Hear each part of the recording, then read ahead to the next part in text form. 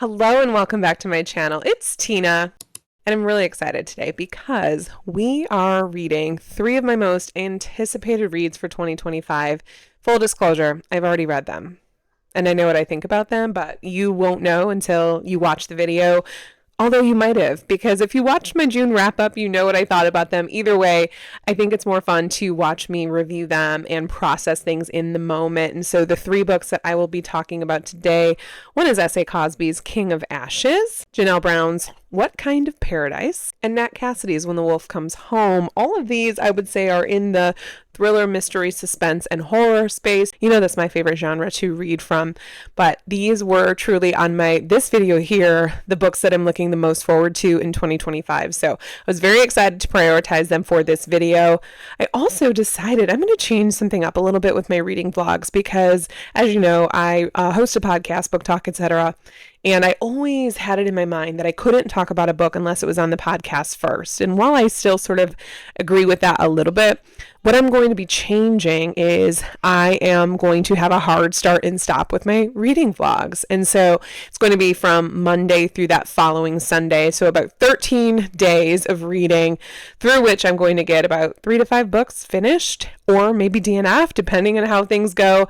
And my thought is that I will share that here in that vlog. And I think it's different enough to where if you listen to both, you'll still get different information, because in the vlogs, it's more in the moment. I'm reacting, I'm processing, and then in the podcast, it's more of a polished final review. So hopefully that's okay with you. That's what's going to bring me joy as I'm continuing the juggling of being in all of the places. But for now, let's get into reading.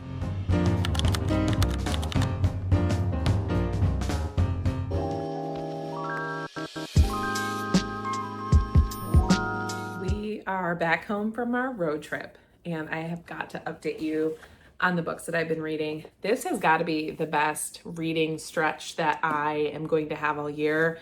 And they're three of my most anticipated reads. One I am not holding. I'm about to start, though. It's King of Ashes by S.A. Cosby. Cannot wait to discuss that one.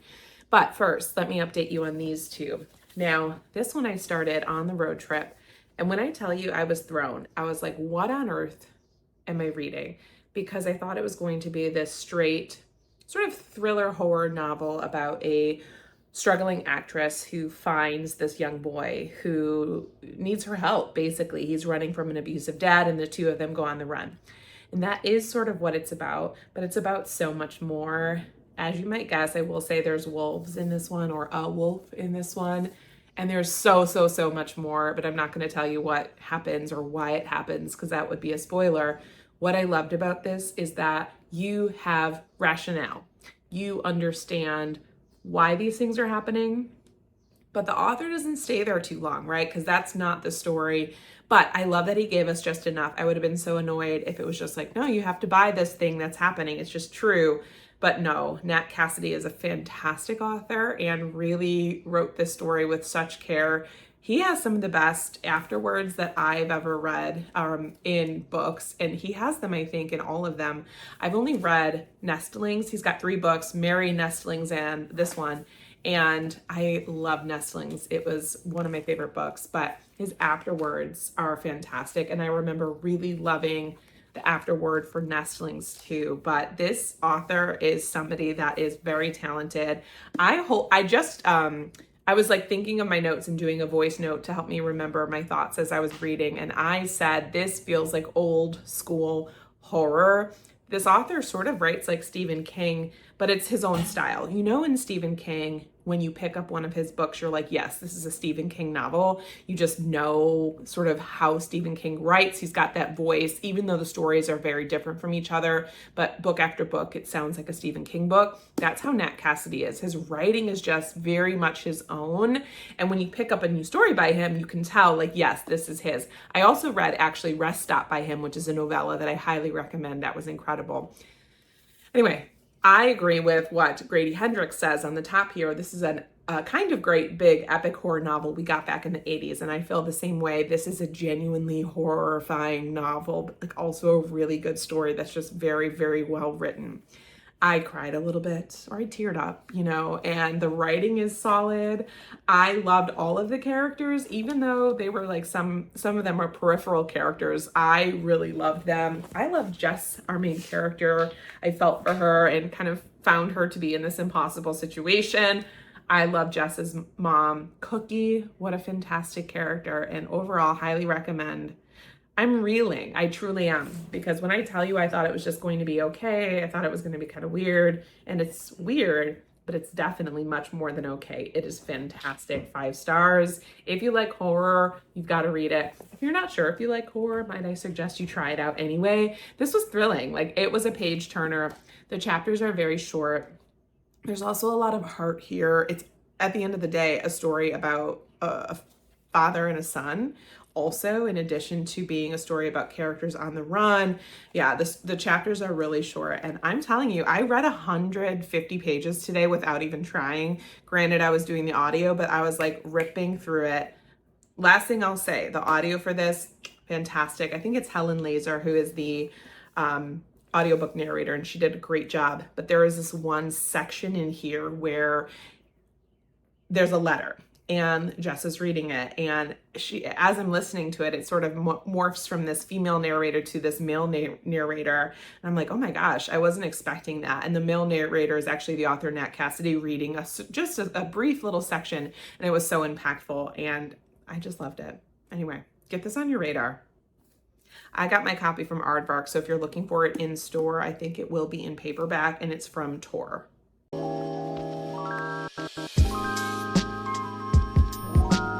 Other book I'm working on is What Kind of Paradise by Janelle Brown. This one I did a lot of listening to yesterday when we were driving home from the road trip, and God, is it good. I was like up late reading this, and if you know me in real life, you know that I am such a sleeper. Like, I love to sleep, or my whole family does. Like, we really can sleep through anything. And we got home from the road trip yesterday, returned the van, I was taking a shower, and I'm like still reading this dang book, like one eye open in bed. And that is a good sign for me. I'm trying to figure out where I am. Let's see. Yes, okay.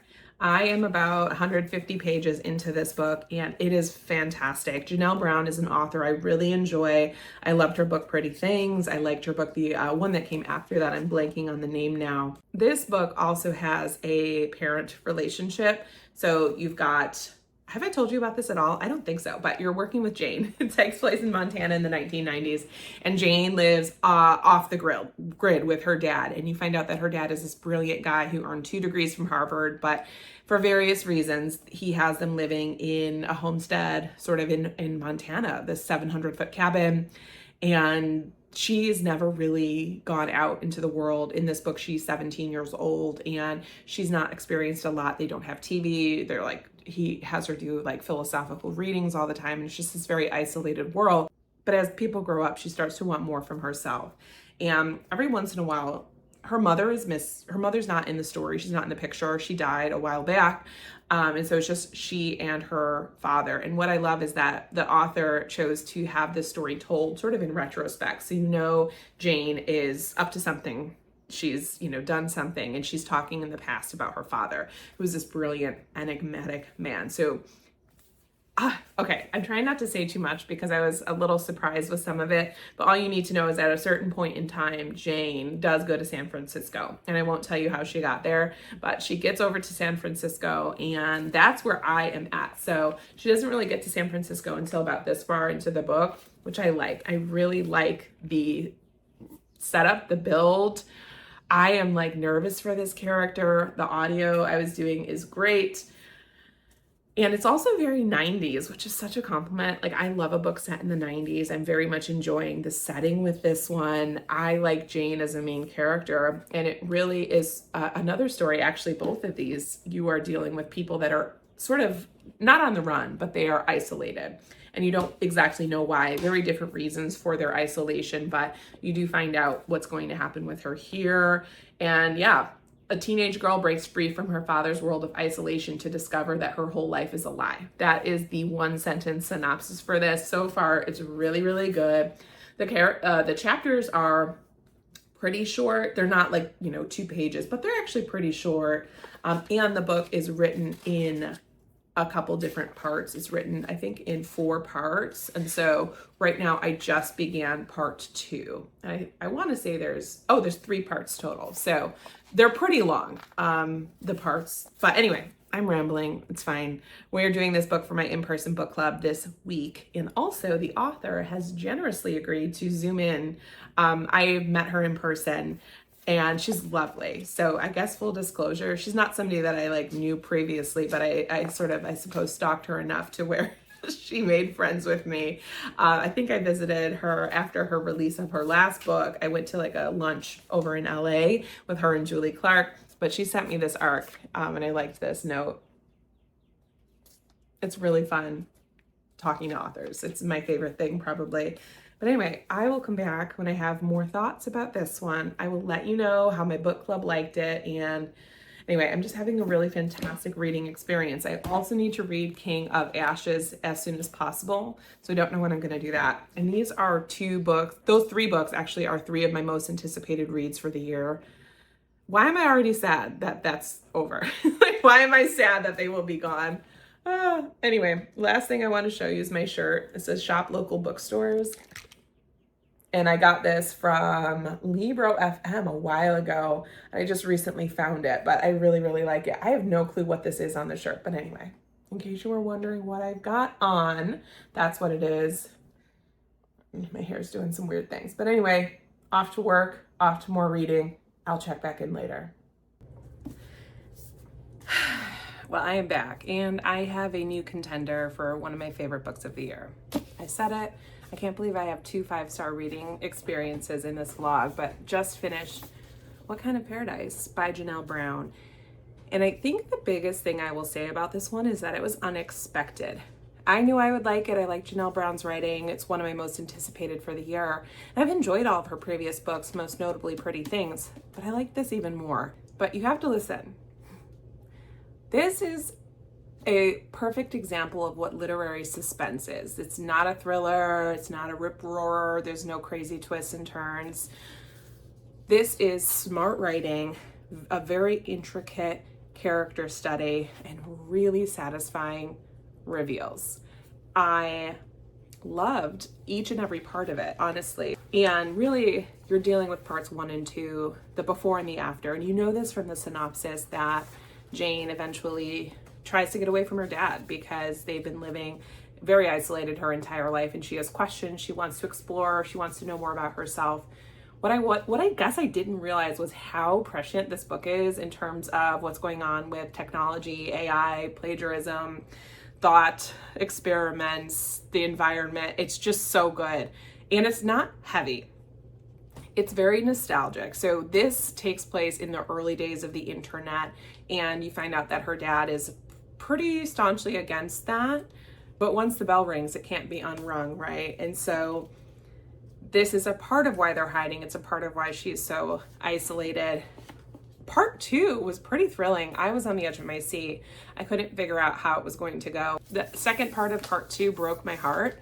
It really did. And I can't tell you why. Like, this sucks because so much of this book is about what you understand, what gets revealed. I cared about all of the characters, except for one. And it's very annoying to try and review books when you feel like you can't say very much. I think this is a book you would like if you're a parent. I think you will have questions. There's a lot of morally gray characters in this and actions that take place. It's also very nostalgic. If you spent any time in the 90s growing up, or being a young adult in the 90s, or a middle adult in the 90s, you will recognize so many of these references. AOL, some of the music they're talking about, just transportation, not having cell phones, the early days of cell phones. Like, there's just so much that gets brought up, and it was very nostalgic. It's also very much set in the western half of the United States. It takes place in Montana and then over to San Francisco. Early days of San Francisco, if that has any connection to you, or if you have any connection to that, that will speak to you. I loved it. I really did. 5-star read. And I hope it doesn't put me in a reading slump, because I'm nervous now.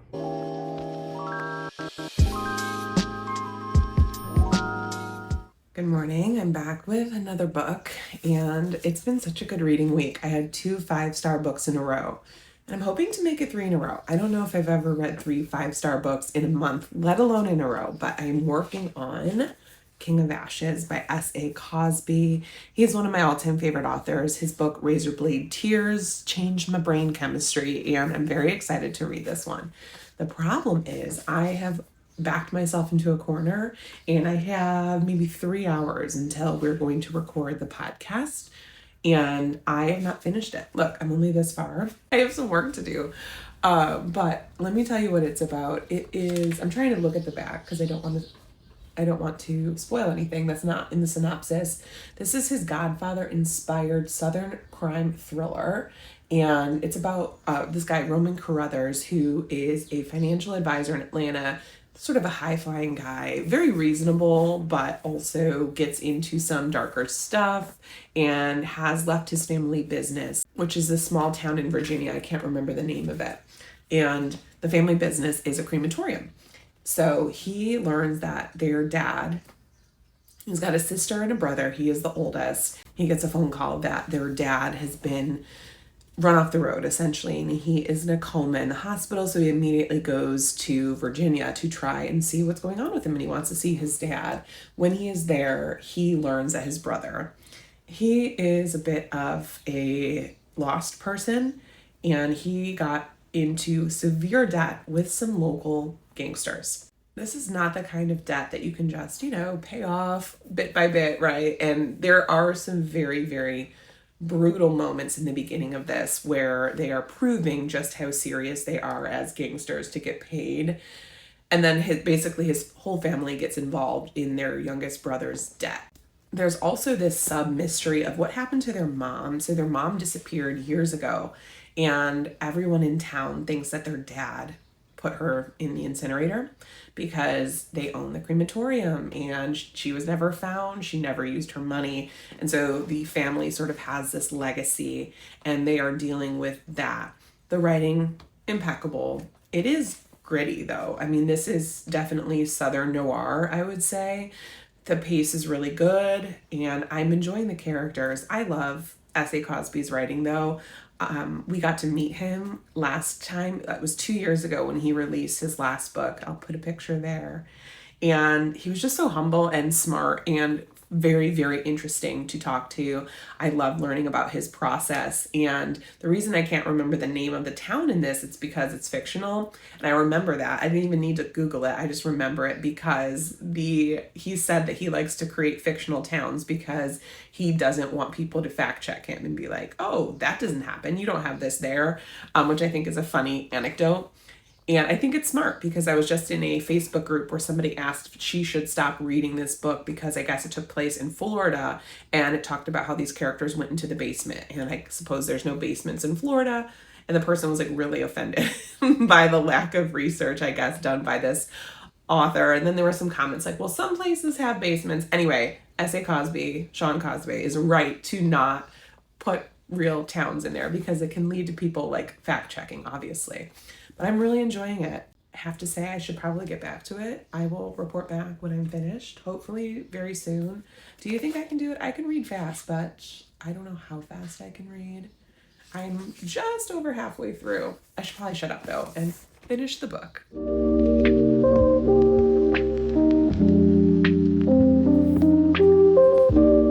This is violent. Just so you know, don't read this and come back and say that was too violent for me because it's violent. Check content warnings on Storycraft for sure.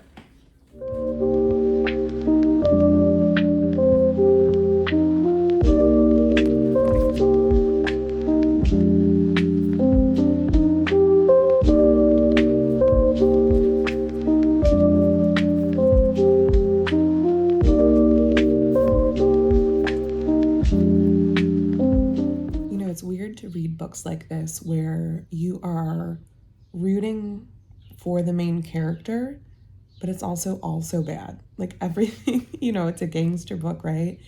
And essentially Roman is doing whatever he can to make sure that his family is safe. And a part of that involves being very violent to people that are trying to get it out for him, but he's doing it in a very smart and conniving way. But like, again, it's a gangster book, so bad things happen, and I'm sort of having this thing where I'm like, am I rooting for the bad guy? Is he going to turn into a bad guy? But that's part of the fun, right, of reading books with these morally great characters, with these characters that you're rooting for, but then you're like, am I rooting for people to die? And you kind of are, but like, do they deserve it? All of that. The little brother in this, he's a little brother. I'm sure he's like a full adult. He's probably 38, but he's pissing me off so bad. And it's making me glad that I don't have siblings. You know what I mean? Like, family over everything. But boy, oh boy, I do like the sibling relationship in this very much. I'm wanting them to involve the sister a bit more. So I'm hoping she gets a good arc in this as well. But still very much enjoying it. About 120 pages to go.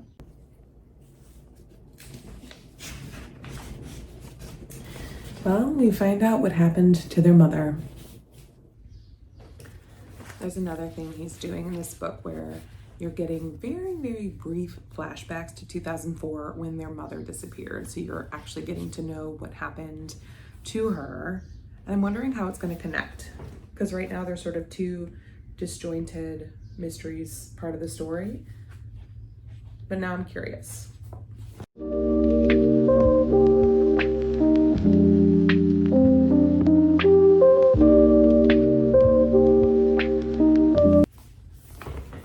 Something else these flashbacks are doing, it's making me sympathetic toward Dante, the youngest brother.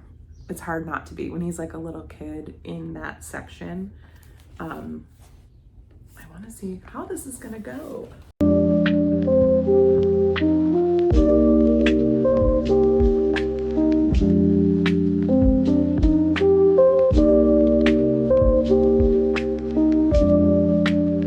Okay, I have about 20 pages left, if that. So it's a good thing that I have to read this by 9 a.m. because I couldn't stop if I wanted to.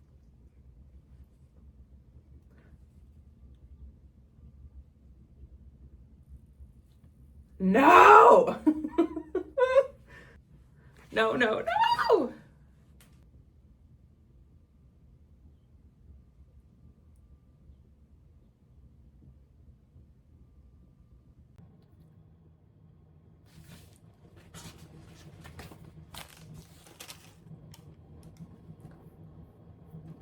I mean, he's incredible. He is an incredible writer. I was hooked, man. I mean, obviously I had to read it in a certain amount of time, so that helped, but it's so cinematic. And I don't want to tell you anything about it, right? Because I want you to pick this up. If you like crime thrillers, if you like The Godfather, if you like Southern noir, and if you like morally great characters that you're rooting for and worried about, but then you're like, why am I worried about them? A lot of things took place here. I loved the ending. I can't say much more. Everything gets resolved. Earlier, I know I said I was wondering if the mom storyline, her disappearance, would come into play, and it does. And you find out what happened to her and why it's important and relevant to the story he's trying to tell. 5 stars. I don't know, man. S.A. Cosby is one of those authors, again, I say this a lot, that you can't go wrong. You just pick up his book and you know you're in good hands. You know it's going to be satisfying. You know it's going to be pretty dark, pretty gruesome, but also you're going to have very well fleshed out, thoughtful characters. Another thing he said last year when I went to his talk is that his characterization is so good because he creates these entire backstories for his people. I mean, he's talking their favorite color, where they go to breakfast, who they love, who they hate, their fears. And like, he creates all of these, even if he doesn't end up using it, because it helps him craft a better story, right? And I can totally see that. I'm reeling a little bit. Now, this one is second place, I think. That might be recency bias, so ask me later. Number 1, still forever, is Razorblade Tears. Number 2, I think, is King of Ashes. I think number 3 is All the Sinners Bleed. Number 4 is Blacktop Wasteland. And I have not read his debut, but I will at some point. I think I have it here. Yes, it's this, My Darkest Prayer. It's his debut. And it came back out actually in December 2022 as re-released after he got success with these other novels. And a flex of mine is that I have arcs for all of his books, except for All the Sinners Bleed. I did not receive an arc for that, but I have an arc for My Darkest Prayer, Razorblade, Blacktop, and King of Ashes. So I love him. And I'm really glad that I read this. Let me know if you pick it up too. He is just an auto read author now and forever. Time to record this podcast. It's going to be our favorite books of 2025 so far. And there's some superlatives. This was hard to narrow down. I'm not convinced that I got the top 5 right because I could easily have done a top 10. But, we don't want our podcast episode to be 2 hours long. So listen to the episode. I'll link it below. Yeah. We can. Why not? Yeah. It's something we want to be doing anyway, but this will force us maybe to make time for it and do it together. Make time for ourselves. No, I think that'll be so fun. Should we do it in July? Well, that is it for the vlog today. I know this mic is a little bit ridiculous. There was quite a bit of discourse on my Instagram this week, and it was sort of funny. But somebody said I looked silly, and then a lot of people took offense to that, me included. My thing is I feel like you can just let people try things and let people enjoy things, and you would never come into my house and be like, that looks silly there. That's how I treat people. Like, we're friends, we're a community. So anyway, I just had to laugh about it. But that is it. Thank you so much for being here as always. Let me know if you're going to pick up any of these books that I'm recommending. And don't forget to like this video and subscribe if you haven't already. And I will see you in my next video. Bye.